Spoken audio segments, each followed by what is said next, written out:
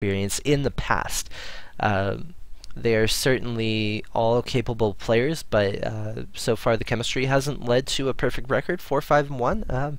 I think they have enough talent to be able to go very far. It's just going to have to be something that they'll work on the rest of the season. Christine Taguilleras have I Do What I Want on offense and Captain Crunch on D as their primary O and D. Now, I Do What I Want literally does what she wants on offense, and Captain Crunch, I've actually never seen him play. I don't really know much about him as a player, but so far the statistics are speaking very highly for him with a 9.6 GASP D.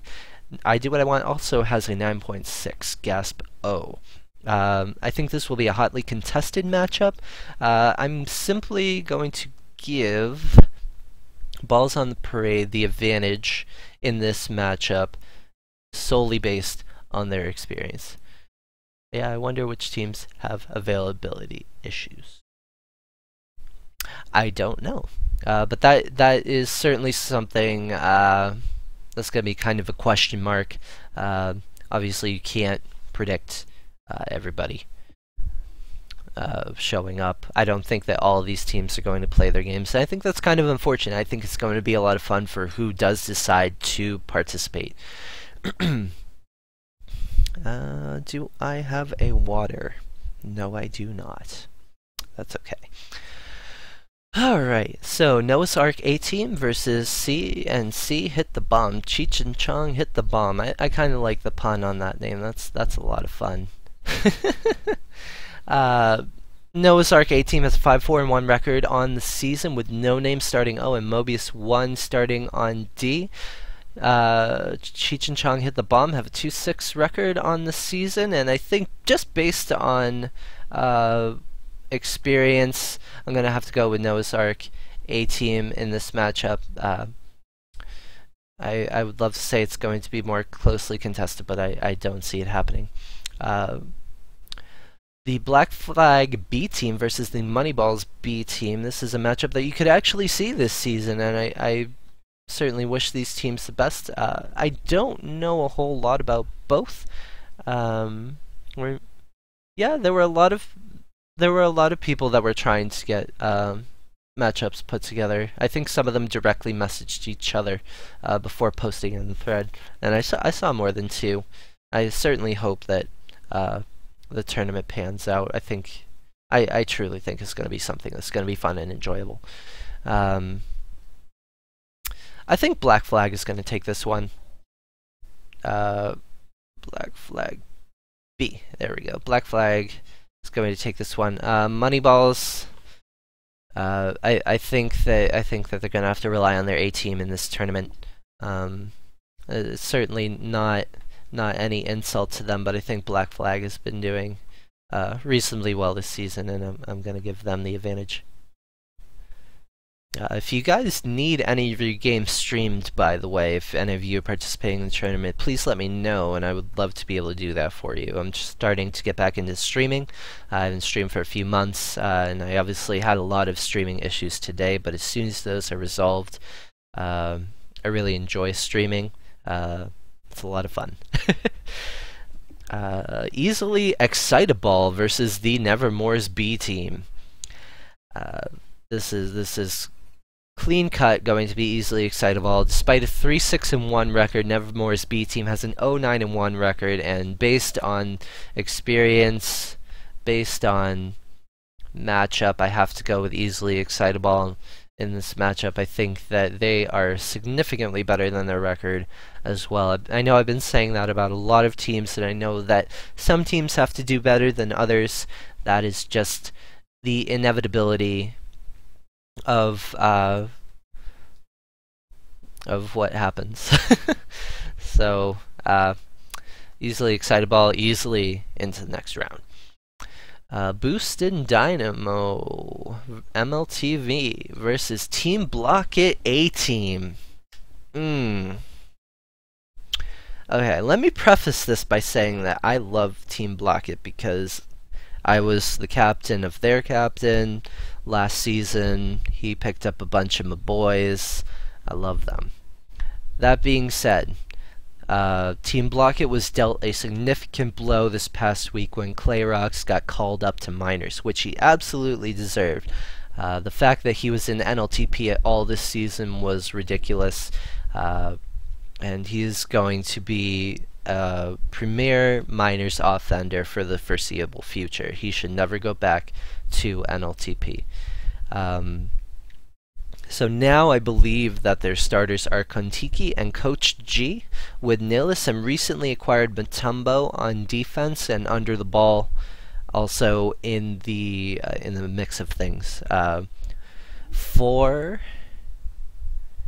Boost and Dynamo, they have Googie and Risk on O, with Kucherbar and Sheratinho on D. Now the only disadvantage that they could have is dependent on what server they play. I don't know if there are any server specifications for this matchup. I think that typically this is an East Coast Team Blockett, that is, so Kucherbar and Sheratinho shouldn't be significantly disadvantaged, and I think that this is going to be a fairly easy win for Boost and Dynamo's minors team. Again, as much as I love Team Blockett, if they still had Clayrox, I think it would be a closer matchup, but I would still give it to the Boost and Dynamo simply because of the talent on their team. Clayrox is in minors, yes. And yeah, pay attention to the leagues. Paying attention to the leagues is so much fun for me. I really enjoy following some teams ever since Myrtle Beach Murballs were in NLTP, and they had their great run and made it to majors via getting promoted. I've been a fan of their players. I've been a fan of the team. Once you find a team that you love, it's kind of like following your favorite sports team. Both are Radius. Okay, thank you, 360. So that solidifies my pick with Boost and Dynamo moving on to the next round. This next matchup is a little bit hokey pokey between the role models and adrenaline boosts. Both teams have struggled so far this season. Role models are 2-6-2, and adrenaline boosts are 1-5-4. That being said, the role models are majors and adrenaline boosts are minors. The role models have Bali Lama, Unoriginal SN, Sundown, very experienced players, veterans of the league. Sundown, I think, is one of the more underrated players by a lot of people. I mean, maybe that's just an impression that I have gotten incorrect, but I don't know. Adrenaline Boost, Yamez, Polarity, Gubbles, Kinnick. Kinnick was a recent addition to this team front NLTP. He certainly deserved it. I fear playing him in pubs, and I pretty much just let him do the work when he's on my team in pubs. The teams have very similar records. Role models 2-6-2, Adrenaline Boost 1-5-4.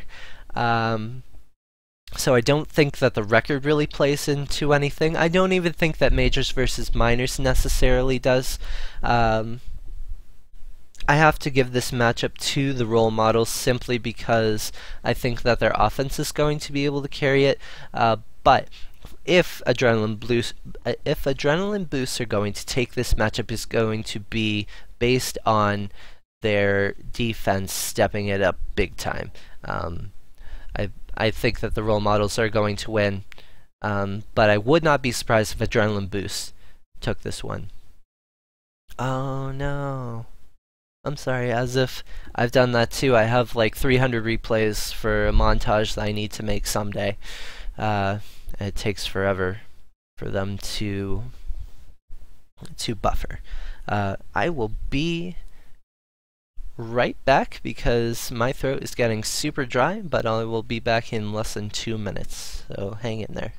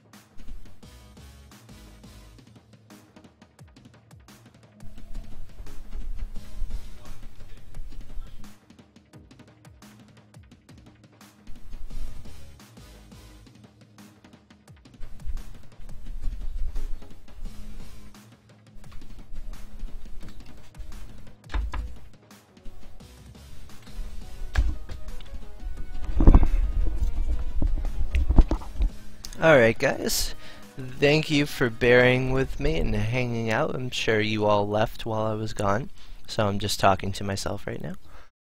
No, I actually gained one viewer. That's kind of exciting. I've come back with a glass of water and biscuit. So that was an excellent time for me to leave the room. Yum, yum, yum. This biscuit is nice and warm and delicious. My housemates are the best.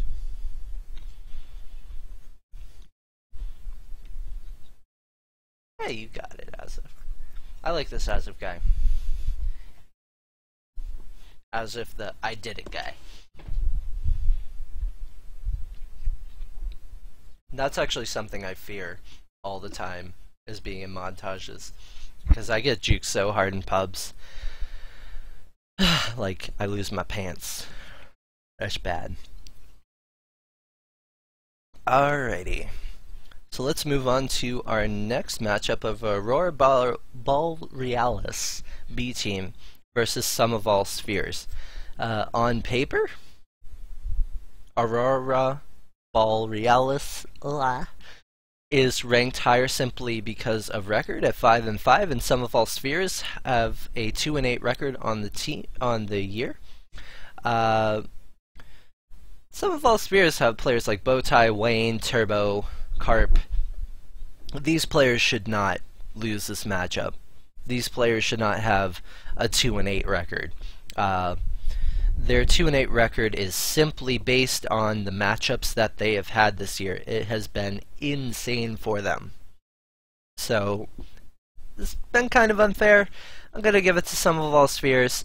And I think that's actually a really important second round matchup for them. If they were able to pull off a tournament win versus Myrtle Beach Murballs, that would be a really nice motivator for the rest of the season. So I certainly wish them the best in this matchup. I hope that this game happens because I would love to see this game happen. I don't think that Aurora Borealis is going to be able to pull it off. Okay. Scripts that kills versus Black Flag. Black Flag, it's been a struggle this season, 1-7-2 right now. Scripts that kills are 4-6. They were 4-4 coming in last week, and they got swept by these small caps. I wonder who's on that team. It was certainly a good matchup, and it takes a lot of work to beat those guys. I got CB13, Flick, Yoli, Shaba, and Q Breezy. All four of those guys are excellent players. Their chemistry is on point, and it takes an incredible effort to beat them. I can't see Black Flag pulling off the upset. Not in a million years, unless they played on like Sentra or something like that, because then Flick Yoli would be useless. But otherwise, I can't see that matchup panning out for them. Now let me have a slight interlude here again to remind you guys of a couple things to factor in when you're picking your matchups, which I did not do the best job of doing today. Look at the servers. Look at who is playing on what.